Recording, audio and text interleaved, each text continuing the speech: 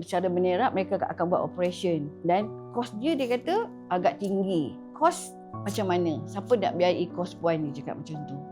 Puan Zanatul ditimpa musibah ketika bangun daripada tidur untuk bersiap pergi ke kerja. Sebuah rutin biasa menjadi trauma kepadanya. Mari kita dengarkan perkongsian daripadanya. Nama saya Zainatul Akmal binti Zulkifli. Saya bekerja di sebuah kilang di Ipoh, di Unisem Malaysia Sdn Bhd yang terletak di Simpang Pulai. Pada tanggal 10 Jun 2026 pada pukul 4.30 pagi, saya bangun daripada tidur dan saya rasa macam kepala saya pening. Lepas tu saya terus jatuh daripada katil. Dan jatuh pada katil mengakibatkan tangan saya terus merasa sakit dan patah. Dan saya cakap kat suami saya, tangan saya patah, saya jatuh. Saya kata tangan saya patah, cakap macam tu. Lepas tu dia ambil arm spring ni, anduh ni, dia terus balutkan tangan saya dan tukar baju saya semua. Kita pergi bergerak ke hospital Ipoh. Okay, sampai saja saya dekat hospital, doktor x-ray semua, dia kata puan tak boleh buat apa. Dia kata puan mengalami patah tangan. Dia kata ini major jugalah, consider major operation. Dia kata puan kena dapatkan fuse satu badan semua. Dan operation tu dia kata kemungkinan darah akan keluar banyak sebab kat tempat pembuluh darah tu. Lepas tu sekarang saya nak tanya, kos macam mana? Siapa nak biayai kos puan ni, cakap macam tu. Saya risau. Dia kata kos dia tinggi, dia cakap macam tu. Anggaran dalam 15k macam tu, dia cakap macam tu. Saya pun memang susah hati sangat. Dia kata mana saya nak dapat kos yang begitu banyak untuk biayai kos saya. Jadi saya terus cakap kat doktor tu, perkeso akan saya bekerja dan mungkin saya akan claim perkeso, cakap macam tu. Tapi sebenarnya dalam hati saya tak confirm lagi sama ada boleh claim ataupun tak boleh claim. Lepas tu dia kata, okay good, doktor cakap, puan kerja lagi. So dia kata dekat doktor lagi satu tu, okay, dia kata Dr. Nazri tolong uruskan permohonan perkeso dia cakap macam tu. Mula-mula kan saya cakap, oh, kenapa saya ya?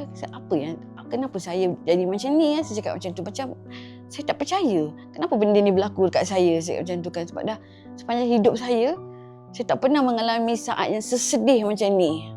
Tapi kita sebagai seorang Islam, kita terpaksa kena redha lah kan. Kena redha apa yang Allah dah tetapkan dekat kita macam tu. Dan saya berfikir, mula-mula saya memang berfikir negatif. Sangat-sangat negatif dan sangat-sangat down. Macam mana nak cari kos, kenapa timpa dekat saya nak kerja, saya nak cari duit lagi. Saya cakap macam tu, saya ada lagi komitmen, anak saya masih lagi belajar dekat universiti kan. So saya memang down, sangat-sangat down. Sebagai seorang Islam, saya kena redha dengan ketentuan Allah. Jadi saya terima seadanya. Saya fikir positif. Setiap apa yang Allah bagi, ada hikmah di sebaliknya. Sampai sekarang ni pun selagi saya tak tahu result dia, saya masih lagi susah hati. Lepas tu pada 17 hari bulan, saya pergi masuk audit. Dia kata puan punya rawatan ni dibiayai oleh Pakeso, dia cakap. Sebab Pakeso dah pun luluskan, dia kata. Oh, saya kata alhamdulillah lah, saya cakap macam tu kan. Sebab kalau tidak pun saya tak tahu macam mana saya nak dapatkan kos rawatan tu lah. Tapi bila Pakeso telefon saya kata kami dah deal dengan hospital semua dan dah lulus semua, cuma nak jalani pembedahan saja. So saya rasa sangat-sangat lega. First sekali saya rasa selesa dan rasa macam tuan-tuannya saya dah kurangkan sikit saya punya bebanan daripada segi kos. Lepas tu bila pihak Pakeso tak jemu-jemu call saya, tanya puan macam mana, puan dah hantar MC puan ke, macam beri prihatin sangat. So saya rasa macam saya memang tak sangka yang Pakeso begitu ambil berat tentang kemalangan yang berlaku dekat saya. Bila tuan-puan semua datang hari ini, saya rasa macam kesedihan yang saya tu rasa macam lega dan terubat sikit lah. Saya rasa happy sikit sebab ada orang-orang yang membantu, menyokong saya. Cik Chu datang untuk dapat original ataupun hard copy dia. So saya hantar dekat, saya print, saya bagi dekat Cik Chu hard copy dia. Saya tak pergi mana-mana pun. Saya pun terus masuk je hospital.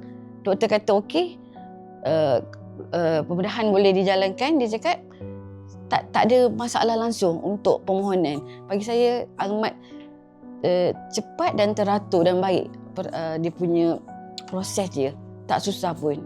So saya amat menggalakkan orang ramai ataupun pencarum semua untuk menyokong 100% skim lindungan 24 jam ni. Bagi saya yang telah mengalami, saya rasa amat bermakna bila mana saya merasa waktu kesukaran saya untuk mendapatkan duit untuk buat pembedahan.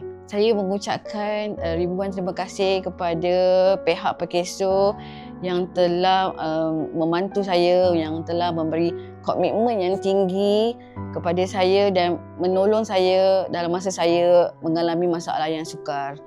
Tanpa Perkeso saya pun tak tahu macam mana alternatif lain yang saya nak menanggung kos berbadan saya. So saya amat berterima kasih kepada semua pegawai Perkeso, skuad Perkeso yang telah membantu saya, yang memberi sokongan kepada saya. Inilah manfaat yang diterima oleh pencarum Perkeso, khususnya wanita berkerjaya di bawah skim Lindung 24 Jam.